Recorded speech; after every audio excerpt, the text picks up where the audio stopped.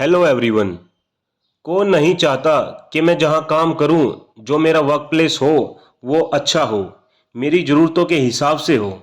देखो, थोड़ा बहुत तो सबको एडजस्ट करना पड़ता है, लेकिन कैसे एक वर्कर और वर्क प्लेस के रिलेशन को स्ट्रॉन्ग बनाया जा सकता है, कैसे आप उस वर्क प्लेस को और अच्छा बना सकते हो जिससे काम में भी बढ़ोतरी हो और वर्कर्स भी खुश रहें। इसी प्रकार की स्टडी को हम इंग्लिश में बोलते हैं एर्गोनॉमिक्स।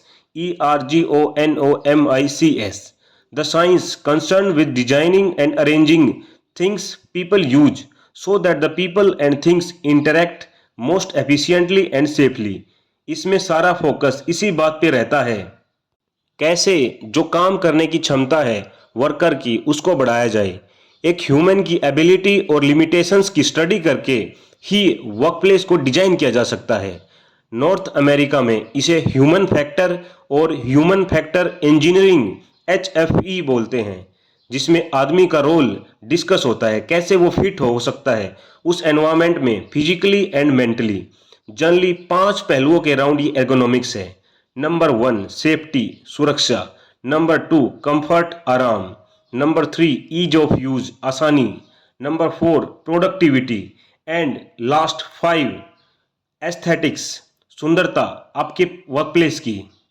अब कुछ एग्जाम्पल्स के साथ हम इसको समझने का प्रयास करते हैं। किसी भी वर्कप्लेस पर अच्छा फर्नीचर होना बहुत ज़रूरी है, मेनली जो एडजस्टेबल हो एक ह्यूमन के हिसाब से, नहीं तो थोड़े समय के बाद बैक पेन इशू सबसे प्रोमिनेंट हो जाता है।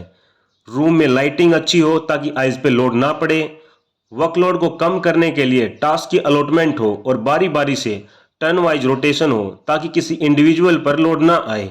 ये सब एक्शंस धीरे धीरे एर्गोनॉमिक्स से इवॉल्व हुए हैं। एक और इम्पोर्टेंट पॉइंट, यहाँ पर दो चीज़ें आपस में इंटरेक्ट कर रही हैं, एक ह्यूमन और दूसरा आपका वर्क प्लेस, जो डिवाइसेस इक्विपमेंट वगैरह सब कवर करता है। एर्गोनॉमिक्स में आप चेंजेस और मॉडिफिकेशन पे काम वर्क प्लेस को लेकर करते हैं। आप एक ह्यूमन को मॉडिफाई नहीं कर सकते, इसकी आंखों की देखने की शक्ति बढ़ा दो, हाथ लंबे कर दो, स्पीड बढ़ा दो, ये सब इम्प्रैक्टिकल बातें हैं।